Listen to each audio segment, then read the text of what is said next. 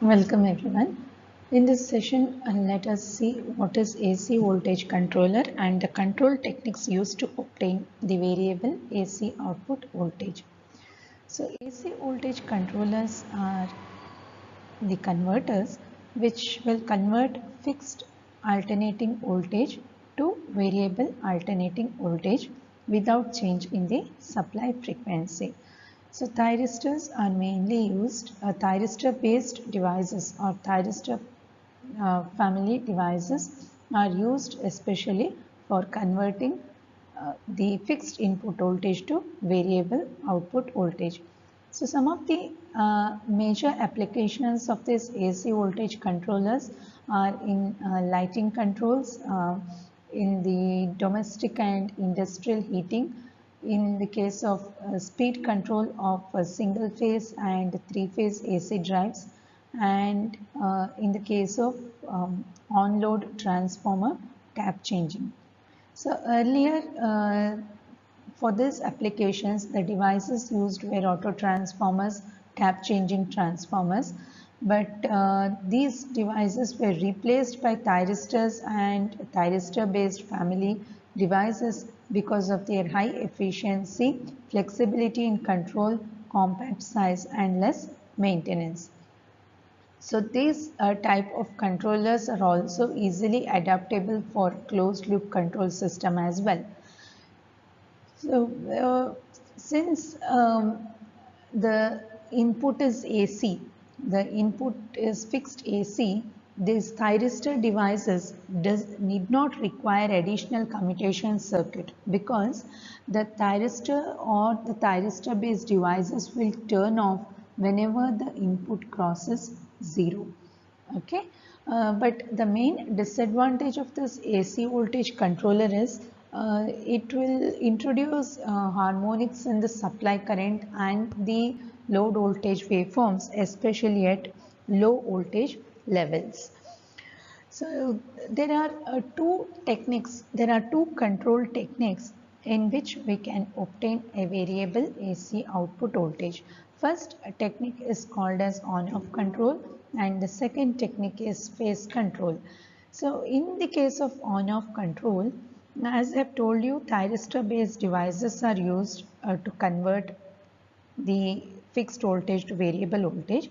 In the case of on-off control, the thyristor is made to connect to the load. That is, the thyristor will be connected to the load for few cycles of the input and the thyristor will be blocked to connect the load for another few cycles of the AC input. Okay, whereas in phase angle control, during entire cycle of the AC, the thyristor will be connected to the load circuit. That is the difference between on-off control and phase angle control. So in this video, we will have a look into the on-off control in detail, whereas the phase angle control we will see in the next video. So in the case of on-off control, so this working principle of on-off control circuit, this on-off control is otherwise known as integral cycle control. So you can observe that this input is AC, okay? The input over here is AC, the output is also AC. And the load considered here is resistive. So I'll write the input is AC, this is fixed AC, the output is variable AC. The output is variable AC. So there you can observe there are two thyristors T1 and T2. So during positive half cycle of the input, thyristor T1 connects the supply to the load, whereas during negative half cycle, thyristor T2 connects between the load and the supply. So during positive half cycle, the current flows in this direction. Okay. During negative half cycle, the current flows through the load in this direction. So the current flows in both the directions, but you will get a output which is AC itself, but you will get a controlled AC output. The controlled AC output is obtained by controlling the firing angle or by varying the firing angle of thyristor T1 and thyristor T2. That means during positive half cycle, thyristor T1 is fired with the gate pulse. During negative half cycle, thyristor T2 is fired with the gate pulse. So as I've told you, in the case of integral cycle control, the thyristor is made to connect to the between the supply and the load only for a few cycles of the input, whereas for another few cycles it is disconnected. So let us see how actually it is. So if you look at this waveform, this is the supply voltage, okay, with an RMS value which is Vs. RMS value is Vs and maximum value is Vm. So this is the input waveform. You can see that first two cycles of the input waveform, the time period written is n, okay, n cycles, and next another one cycle is written as m. That means for n cycles, okay, for n cycles, the thyristor is connected to the load. That means the current flows from supply to the load and the other way. So both thyristors T1 and T2 connects during alternate positive half and negative half cycle. Whereas for this M cycle, the current doesn't flow either through T1 or T2, that is completely blocked. That means the thyristor is not at all applied with the gate pulse. So you can observe here gate pulse of T1, that is during positive half cycle. Here this is during negative half cycle. It repeats, that is only for first n cycles. Then you see for again m cycles it is blocked, so there is no gate pulse applied. Again this will continue, again this will continue. This is n cycles, okay. So for n cycles the thyristor is connected to the load, whereas during m cycle the thyristor is not connected to the load, not connected to the load. So you can say that on period is equal to n cycles, n times t, whereas off time you can consider it as m into t. So total time of the output voltage, you can write it as T on plus T off, or you can write this as n into T plus m into T, or you can write it as n plus m into T, okay. T naught is n plus m into T. So what will be the duty cycle? Duty cycle we will write it as K, okay, we will denote it by K. So K is T on by the total time period T naught. So this T on is n into T, okay. T on T on is n into T. Total time period T is n plus m into T. You can write it as a put voltage time T naught. So duty cycle K is T on by T naught. So or T, you can write it as T as well, n into T by n plus m into T, or duty cycle K is equal to n by n plus m. So this is the duty cycle. So you can observe that as the duty cycle varies, as the duty cycle is varying, the power factor is also varying. So power factor is equal to root of K. So that we will see in our derivation. So now let us find the output voltage, and we'll see the performance parameters of AC voltage controller. So we'll denote duty cycle in the case of AC voltage controller as K. K is equal to n by n plus m.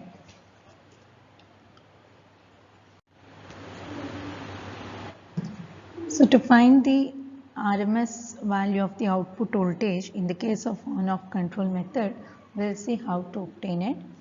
So RMS value of the output voltage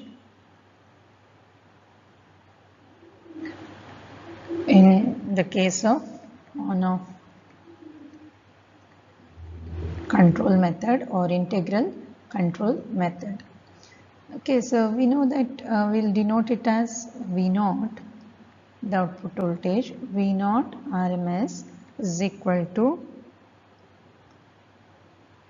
1 by the time interval. So if you look, our thyristor is connected to the load for n number of cycles. So we need to consider that n number of cycles. Okay. So what we'll do is we'll consider that n cycles. So 1 by t. No. So we'll take it as x-axis omega t naught. T naught is the output time period, and integral omega t from 0 up to it is on for n cycles, off for m cycles, right? So we'll write this as omega t on Vm square sine square omega t, this whole within the root. Okay, sine square omega t d omega t within the root. So this V naught RMS, we can write this as Vm square by omega t naught integral omega t from 0 to omega t on sine square omega t is 1 minus cos 2 omega t by 2. Okay, d omega t whole within the root. Now this 2 again a constant, we can take this out, so it becomes V naught RMS is equal to Vm square by 2 omega t naught integral 0 to omega t on 1 minus cos 2 omega t d omega t whole within the root. So now we need to integrate this. So we'll integrate this as V naught RMS is equal to Vm square by 2 omega t naught. Integral of 1 is omega t. Okay, integral of 1 is omega t with the limits 0 to omega t on minus integral of cos 2 omega t is sine 2 omega t by 2 with the same limits, and this whole thing goes within the root. So this will make it as a flat bracket. Yes, this whole thing goes within the root. Now this V naught RMS, can write this as Vm square by 2 omega t naught.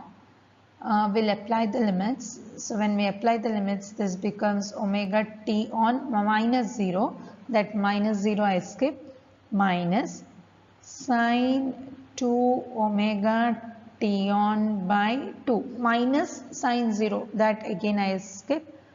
This whole thing goes within the root. Now what is sine omega t on? So t on is nothing but the on period. So this can be written as t on is t, 2t, 3t, so on. So omega t on will write in terms of angle. This can be written as 2 pi, 4 pi, 6 pi, so on. So sine of 2 omega t on is 0. So we can write this as V naught RMS is equal to Vm square by 2 omega t naught into omega t on, this whole within the root. So this omega and omega get cancels. So we have t on by t naught. So we have already seen what is t naught, t on by t naught. So this is Vm square by 2 into t on by t naught, this within the root.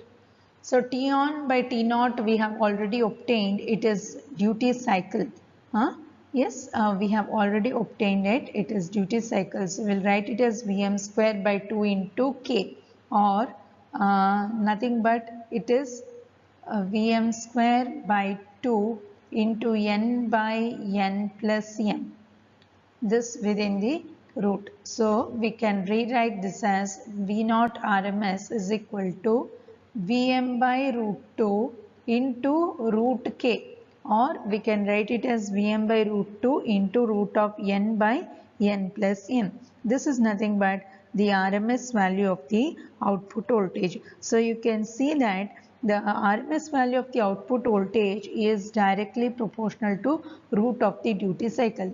So what is Vm by root 2? Vm by root 2 is the RMS value of the input. We can write it as Vs into root K. So Vs is RMS value of the voltage, okay, RMS value of the input voltage. So our output voltage at RMS value is equal to input voltage RMS value into root K, where K is the duty cycle, which varies depending upon the integral cycles of AC for which the thyristor is connected to the load and when the thyristor is not connected to the load. Next we will see to the performance parameters of this AC voltage controllers.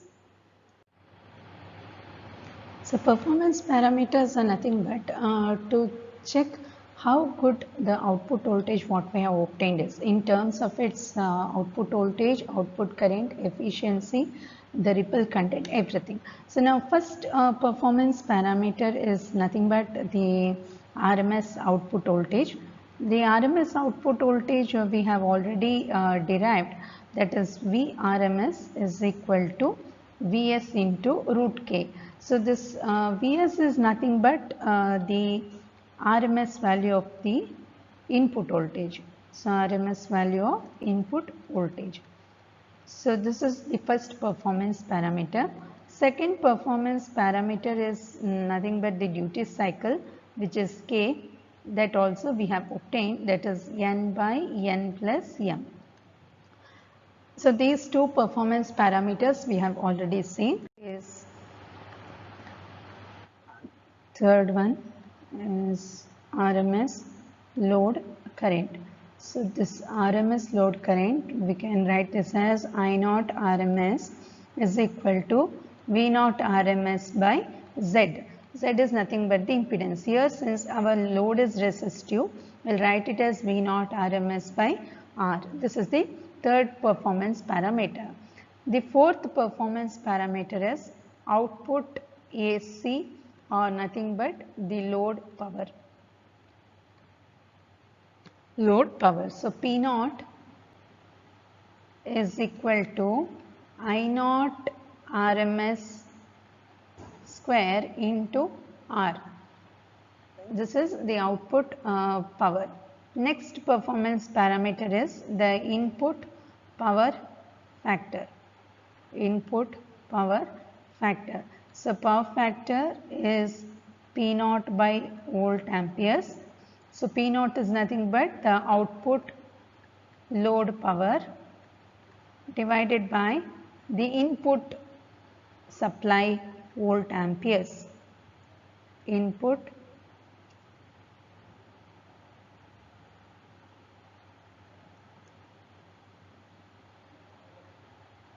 supply volt amperes. So this can be written as power factor is equal to P naught by input supply volt amperes is Vs into Is.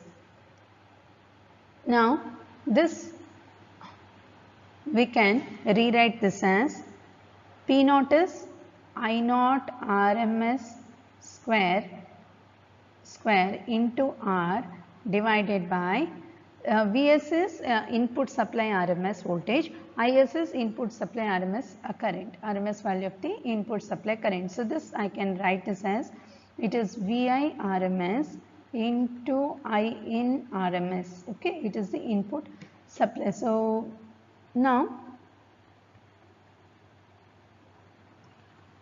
The input supply current is same as that of the load current. That means our In is equal to I0, which is nothing but equal to the load current, which is IL. So I'll rewrite this as power factor is equal to I0 RMS square into R0 divided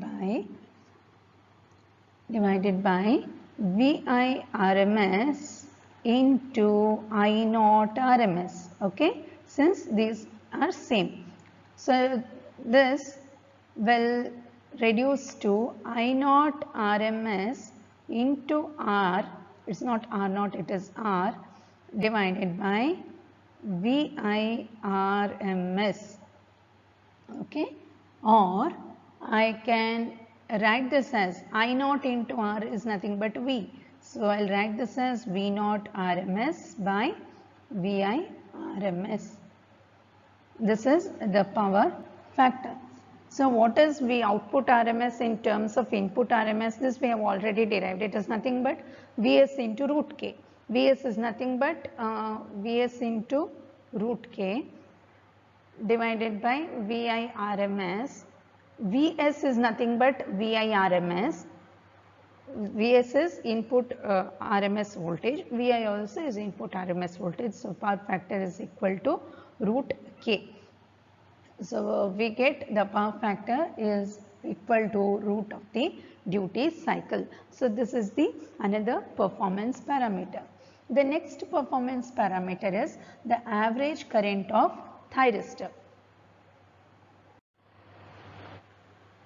So this average current of a thyristor, as you can observe here, is the waveform. What we have taken here is omega t, and this is IT thyristor current. You can see one current through one thyristor current flows only for half a cycle. So this is n cycles through which the thyristor is conducting, m cycles for which the thyristor is not conducting. Alternately T1 and T2 will conduct.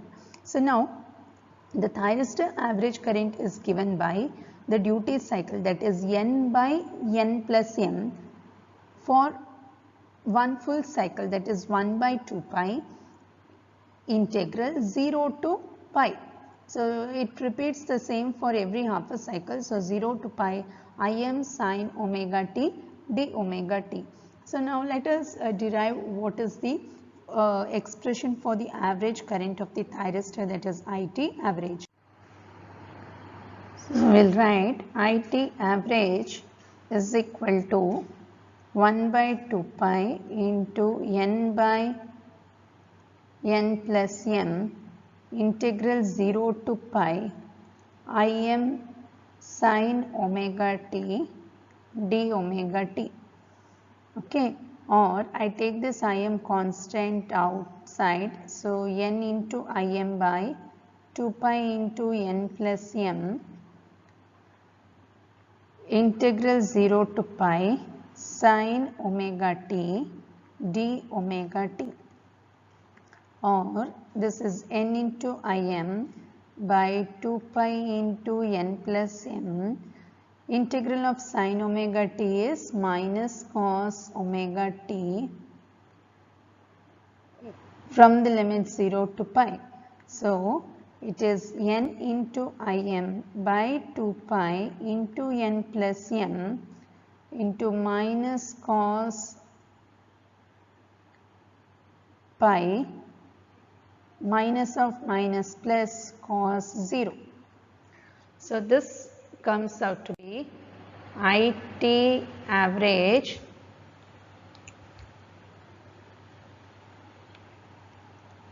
is equal to Im into n by 2 pi into n plus m integral minus cos pi. Cos pi is minus 1, minus of minus 1 is plus 1, plus cos 0 is 1. So 2 and 2 get cancelled. So we have n into Im divided by pi into n plus m, or we can write this as Im by pi into k. So our thyristor average value of thyristor current is Im by pi into K.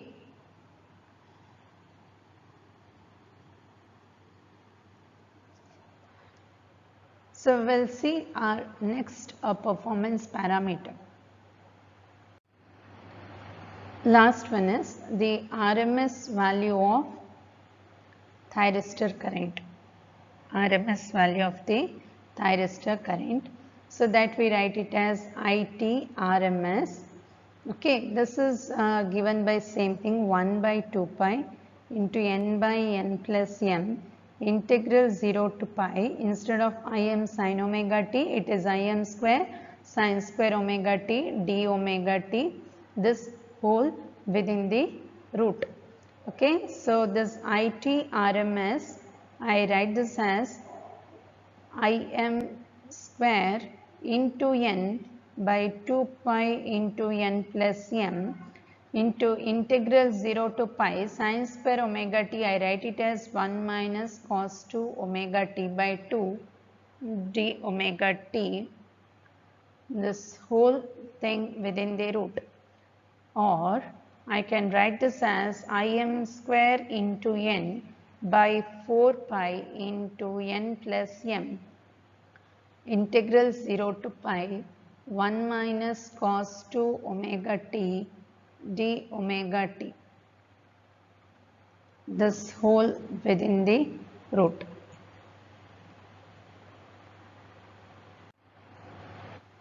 So IT RMS is equal to Im square by 4. If you take the root, it becomes Im by 2. Okay, and the pi remains as it is, root pi into root of n by n plus m. Now we will integrate 1 minus cos 2 omega t. So if we integrate 1 with respect to omega t, we get d omega t, we get omega t, minus cos 2 omega t is minus sin 2 omega t by 2, this whole within the root. The limits of this is 0 to pi, the limits of this is also 0 to pi. So I get this as Im by 2 root pi into root of n by n plus m into omega t. If we apply the limits, it is pi minus 0 is pi. I write it as it is minus sin 2 pi by 2 minus sin 0. Sin 0 is anyway 0. Sin 2 pi by 2 is also 0. Let's write sin 2 pi by 2, this whole within the root. So this term is anyway 0. Now we are remaining with root pi. So this root pi and this root pi get cancelled. So IT RMS is equal to Im by 2 into root of n by n plus m, or we'll write this as Im by 2 into root k. So the thyristor RMS value of the thyristor current is also directly proportional to the root of the duty cycle. So as the integral cycles, that is, say suppose you connect the thyristor to the load for 3 cycles of the input, and for remaining 2 cycles, if you keep disconnected the thyristor, then it is going to affect the RMS value as well as average value, the output voltage also. So these are the performance parameters of AC voltage controllers. So in the next video, we will see the second control technique, which is the phase control technique of obtaining the variable output voltage.